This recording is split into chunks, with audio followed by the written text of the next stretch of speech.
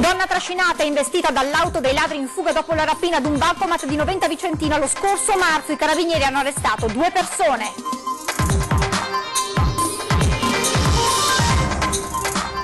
Clamorosa sentenza arrivata nel pomeriggio di ieri. La Corte d'Appello di Venezia conferma la sentenza di primo grado per tentato omicidio per il macellaio di Legnaro, che nell'estate del 2013 sparò al ladro che aveva appena rubato in casa. Operazione dei carabinieri di San Donà che hanno stroncato un traffico di droga nel litorale di Jesolo, specie nelle zone della Movida, arresti ed espulsioni nei confronti di cittadini tunisini. Recuperato questa mattina nelle acque di Chioggia il corpo senza vita di una persona. Potrebbe trattarsi del pescatore di 34 anni disperso nella notte di ieri al largo di Pellestrina dopo essere caduto in acqua da un motopesca.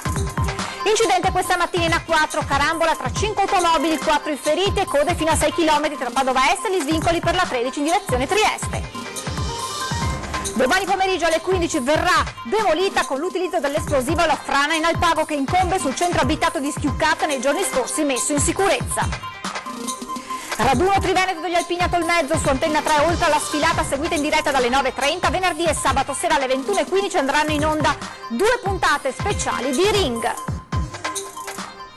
Buongiorno e ben ritrovati con la prima edizione dei telegiornali di Antenna 3, dunque in primo piano un'ampia pagina di cronaca a partire dalla vicenda che lo ricorderete dello scorso marzo, una donna che venne trascinata e investita dall'auto dei ladri che avevano appena rapinato un bancomat a Noventa Vicentina. Ebbene, per quella vicenda sono state arrestate 2 persone. Allora ci colleghiamo per tutte le novità in diretta con Gabriella Basso. Buongiorno da Vicenza. Dopo 3 mesi di fitte e intense indagini, i carabinieri del nucleo investigativo hanno dato nome e volto ai rapinatori che il 13 marzo scorso hanno rapinato, investito e ucciso Michaela Staicesco, 50 anni. Si tratta di 2 napoletani, un 45enne, Maurizio Boniconti, e Enrico Pace, 29 anni. Entrambi sono accusati di omicidio, rapina aggravata e riciclaggio. Boniconti è stato arrestato mentre Pace è riuscito a fuggire. In queste ore inoltre i carabinieri di Vicenza stanno eseguendo la perquisizione a Mantova a casa di un 37enne sempre napoletano che avrebbe fatto da base per i 2. L'uomo è indagato di aver dato supporto logistico. Ricordiamo i fatti, era il pomeriggio appunto del 13 marzo a Noventa Vicentina quando la Staicesco con la nipote era il secondo prelievo di contanti per conto della ditta per cui lavorava, quando probabilmente pedinata sono state oggetto appunto della rapina finita con la morte della 50enne. Maggiori dettagli sull'operazione dei carabinieri di Vicenza nelle edizioni serali dei nostri telegiornali. Nel frattempo la linea può tornare allo studio. Grazie Gabriella Basso. Una volta ripreso si potrebbe tentare di completare il suo folle disegno omicidiario, è quanto ha scritto il giudice per le indagini preliminari di Treviso nell'ordinanza di arresto del 22enne coinvolto nell'incidente stradale di Povegliano in provincia di Treviso in cui ha perso la vita una donna di 62 anni.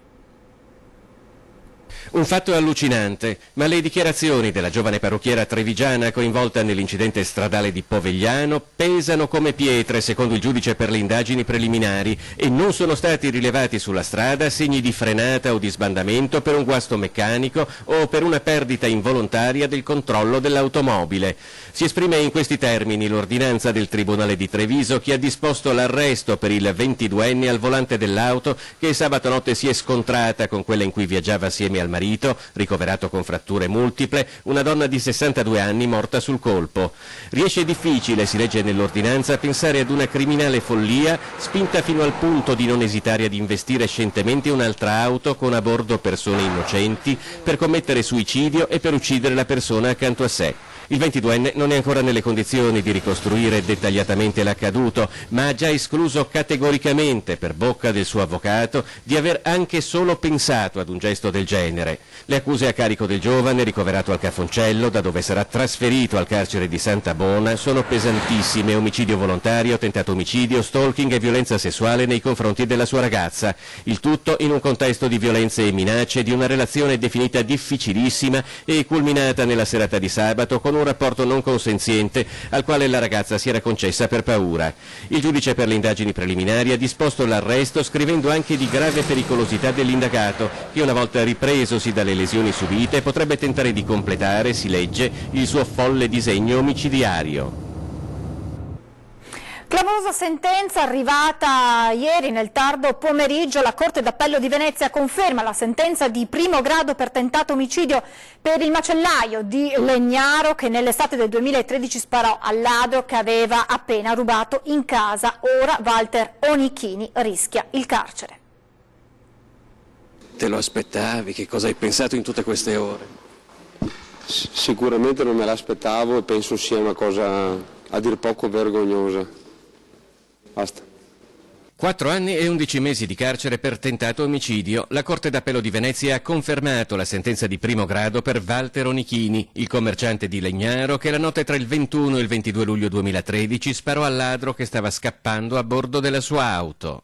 Noi eravamo convinti che ci fossero tutti gli elementi per ritenere non colpevole il signor Onichini, anche alla luce della precedente formulazione della legittima difesa, anche sotto l'aspetto putativo. Vediamo che cosa scrivono. Adesso è difficile fare un commento, c'è la delusione per una decisione che ha in pieno confermato la sentenza di primo grado che abbiamo giudicato, ma non solo io della difesa, anche la Procura Generale, non corretta. Fin qui l'avvocato difensore di Onichini, ma persino il procuratore generale presso la Corte d'Appello di Venezia, Giancarlo Buonocore, aveva chiesto la riqualificazione del reato contestato da tentato omicidio a lesioni colpose per eccesso di legittima difesa, reato perseguibile solo su querela di parte, che non era stata presentata. È del tutto fisiologico che si possa dissentire dall'opinione del procuratore generale, vi è più una materia così delicata, così in parte anche oggetto di innovazione legislativa recente. Non è esattamente quello che aveva chiesto lei. No, ma ripeto, io sono una parte processuale, il ruolo centrale è quello della Corte che non a caso con una Camera di Consiglio molto prolungata e presumo articolata, ma questo ovviamente non siamo in grado di dirlo, se non in via presuntiva, ha ritenuto del tutto coerente l'impostazione accusatoria della Corte lì proprio per quello. La storia giudiziaria di questo caso non è ancora finita. Certamente posso già anticipare che sono orientato a impugnare questa sentenza e l'imputato mi ha già detto che vuole andare avanti. Vasta operazione in corso dall'alba di oggi da parte dei carabinieri di San Donà di Piave insieme ai militari del 4° battaglione Veneto di un elicottero del nucleo cinofili di Torreglia che ha portato ad una serie di arresti ed espulsioni. Le misure cautelari a carico di tunisini sono state emesse dalla magistratura veneziana che ha stroncato un consistente traffico di droga nel litorale di Jesolo, soprattutto nelle zone della Movida. Le indagini sono iniziate nel luglio del 2017 con l'arresto di 2 indagati trovati con ovuli di cocaina ed ingenti quantità di denaro contante. L'arma ha accertato oltre 6.000 cessioni di droga per svariati chili di cocaina. In concomitanza con gli arresti si sta procedendo all'espulsione di tunisini tutti indagati ma risultati non destinatari di alcuna misura cautelare. Restiamo nel veneziano ma ci spostiamo a Chioggia, in diretta telefonica Ilaria Marchiori che ci aggiorna sul ritrovamento questa mattina nelle acque appunto di Chioggia del corpo senza vita di una persona. Si potrebbe trattare del pescatore scomparso l'altra notte. Buongiorno Ilaria. Buongiorno da Chioggia, è stato individuato questa mattina in acqua a poche miglia al largo di Pellestrina il corpo che molto probabilmente è quello di Fabio Perini, il pescatore trentenne risultato disperso dall'altra notte quando per motivi che sono ancora in fase di accertamento è caduto dal peschereccio Laura Doria dove si trovava con un equipaggio composto da 4 persone. Il corpo è stato trovato in un punto poco distante dal luogo dell'ultimo avvistamento, riaffierato dall'acqua dopo essere stato spostato dalle correnti che spingevano verso nord-ovest.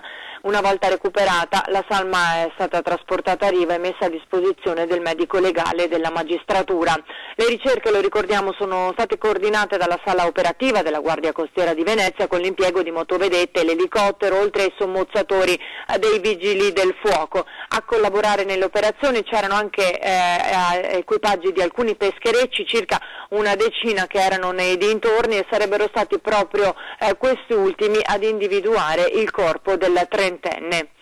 Da Chioggia è tutto, restituisco la linea allo studio.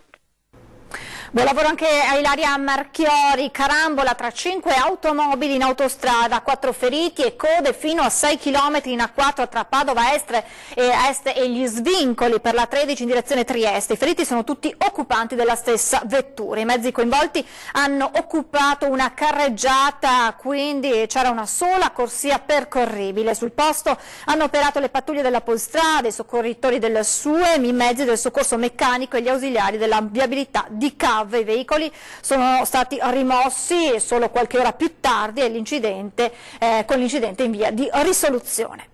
E 4 persone, sempre questa mattina, sono rimaste ferite in un incidente accaduto a Possagno, in provincia di Treviso.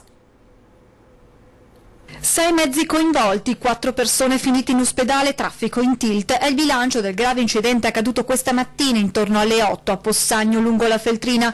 Ancora in fase di accertamento da parte della polizia stradale le cause del sinistro, che ha visto scontrarsi 5 auto e un mezzo pesante. Immediato sul posto l'arrivo dei vigili del fuoco e dei sanitari del SUEM che hanno soccorso le 4 persone, rimaste ferite tutte in modo fortunatamente non grave e trasportate negli ospedali di Montebelluna e Treviso.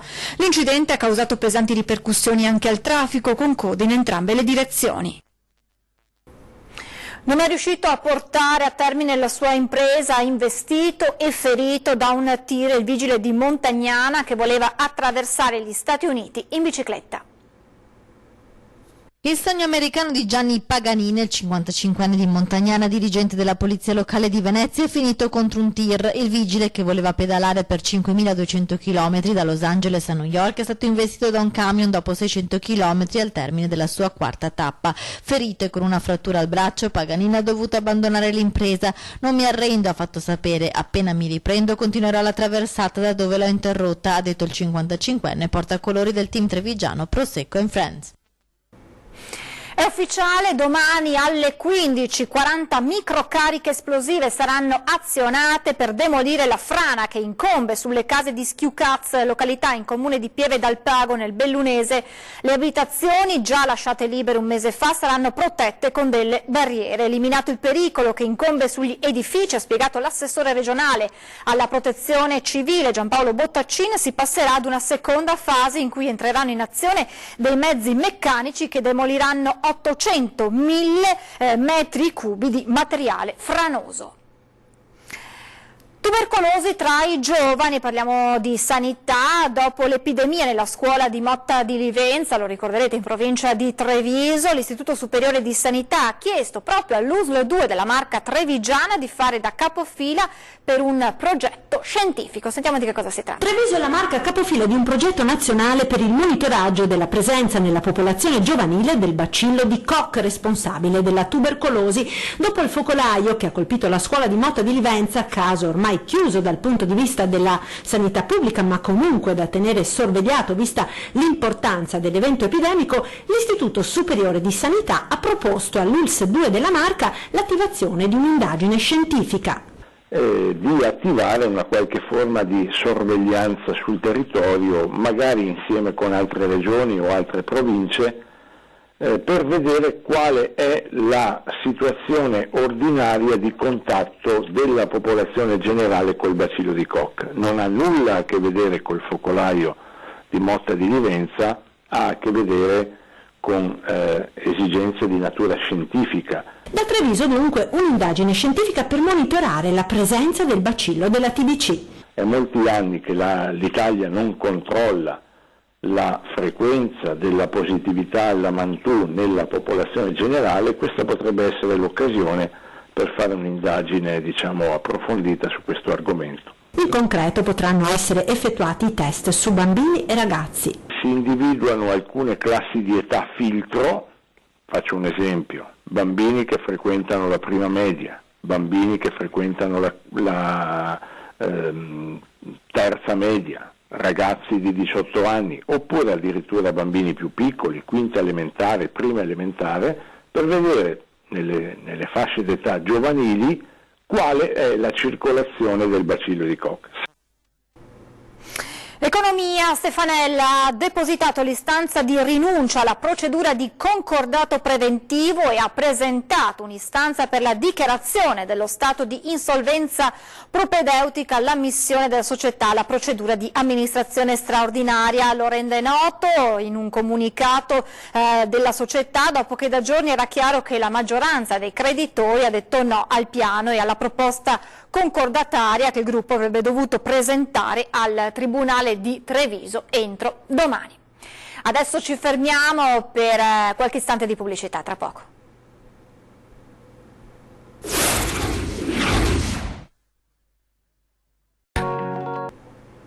Di nuovo in diretta con la prima edizione dei nostri telegiornali. Parliamo del tram di Padova, perché dopo il deragliamento di lunedì sera torna in servizio, ma ieri sera verso le 21 si è nuovamente fermato a causa di un guasto tecnico.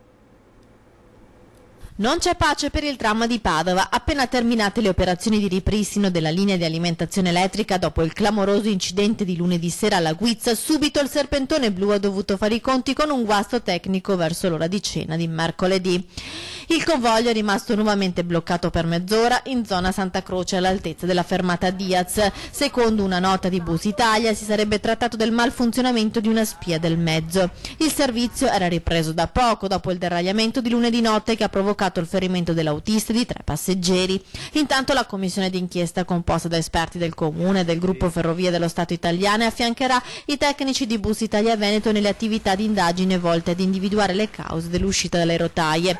Nelle scorse ore, inoltre, anche l'Ufficio Speciale Trasporti e Impianti Fissi, per conto del Ministero, ha già effettuato un sopralluogo a Padova. Palazzo Moroni, da parte sua, per bocca del sindaco Sergio Giordani e del suo vice Arturo Lorenzoni, hanno chiesto e ottenuto un incontro urgente con i vertici di Bus Italia Veneto. All'azienda il Comune ha chiesto un'accurata indagine per capire le cause dell'evento da parte di esperti esterni e una relazione dettagliata sullo stato delle manutenzioni sulla linea SIR 1, con l'invito a continuare con la massima perizia l'attività di manutenzione ordinaria, informando in modo costante il Comune. L'azienda di trasporti ha diramato nelle scorse ore un ordine di servizio a tutti i conducenti del tram in cui si spiega che per ragioni di sicurezza chi guida il mezzo non deve superare i 40 km orari. Un provvedimento, questo, già adottato nel maggio del 2017 dopo un altro deragliamento avvenuto all'Arcella.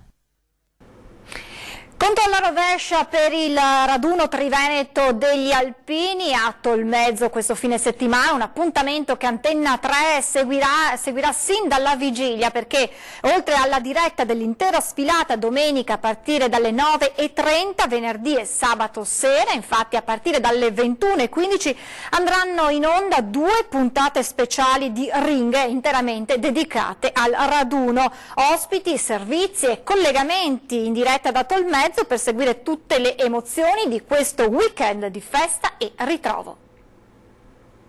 La Carnia è una terra aspra, faticosa, dura, è una terra di montagna dove il cuore e solo con il cuore si va oltre l'ostacolo.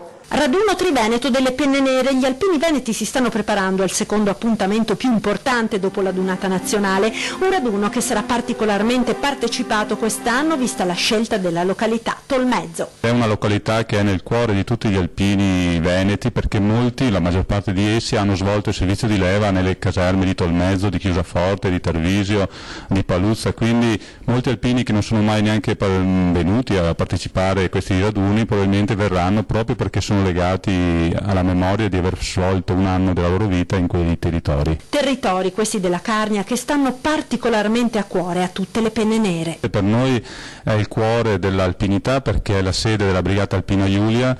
E il bacino di reclutamento della Brigata Alpina Giulia era il Friuli Venezia Giulia, ma molto anche pescava a Treviso, e quindi molti di noi conoscono quei territori, siamo legati da ricordi anche purtroppo tragici come quelli del terremoto del 76, che vide purtroppo mancare più di una trentina di alpini che persero la vita durante il crollo di una palazzina della caserma di Gemona, la caserma Goi Pantanali. Per noi quindi è stato il primo impegno nel dopoguerra di vera protezione civile. Da lì partì la protezione civile, il governo nazionale guidato da Andreotti e con Zamberletti istituì proprio grazie all'esempio degli alpini che intervennero subito per poter soccorrere le popolazioni. Molti gli alpini trevigiani che si stanno preparando per partire e partecipare alle numerose manifestazioni organizzate per la 3 giorni della Triveneta. Con numerosi cori dei trevigiani saranno e si esibiranno nelle località non solo di Tolmezzo ma anche di Timau, di Paluzza e di altri territori della Carnia. Sfileremo domenica mattina verso le ore 12 probabilmente, l'afflusso sarà sicuramente importante, ci saranno anche dei muli perché per noi costituiscono sempre un esempio, un elemento di tradizione a noi molto caro. Un ragazzo del Tolmezzo che oggi ci ricorda e ci rappresenta il sacrificio dei nostri giovani in servizio. Ci ricorda che il pericolo del servizio è dietro l'angolo, meritano tutto il nostro affetto e la nostra considerazione. Viva gli alpini e viva le stelle alpine! Siamo in chiusura, subito dopo di noi, nuova puntata di Ore 13, si parlerà di agricoltura sostenibile, come si può realizzare uno sviluppo rurale ecocompatibile e ancora la candidatura a patrimonio UNESCO delle colline del Prosecco e la prima giornata della sostenibilità a Conegliano il prossimo 14 giugno. In studio Giorgio Polegato, presidente della Coldiretti Treviso, Francesco Benazzi, direttore generale dell'USL 2 Marca Trevigiana e Giuseppe Pana, assessore regionale all'agricoltura. Ma vi ricordo anche l'appuntamento questa sera con 20:10 in studio Davide Bortolato, neo sindaco di Mogliano Veneto. Adesso previsioni del tempo, grazie per l'attenzione e buon proseguimento di giornata, arrivederci.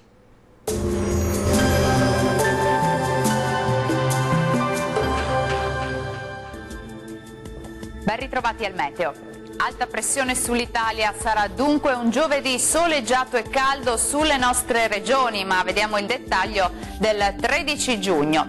Sul Veneto sarà una bellissima giornata di sole su tutti i settori, il cielo si presenterà sereno o al massimo con presenza di poche nubi a carattere sparso.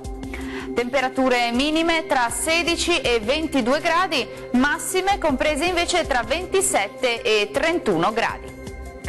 Stessa situazione meteorologica anche per il Friuli Venezia Giulia, anche in questo caso infatti sarà soleggiato con cielo al massimo poco nuvoloso su tutte le province, non sono attese precipitazioni particolarmente degne di nota. Temperature minime tra 19 e 22 gradi, massime oscillanti tra i 26 e i 30 gradi. Raggiungiamo infine il Trentino Alto Adige, dove sarà soleggiato su tutti i settori, il cielo sarà sereno e sgombro da nubi dappertutto. Temperature minime tra 17 e 18 gradi, massime tra 29 e 30 gradi. Dal meteo di Antenna 3 per ora è tutto, arrivederci.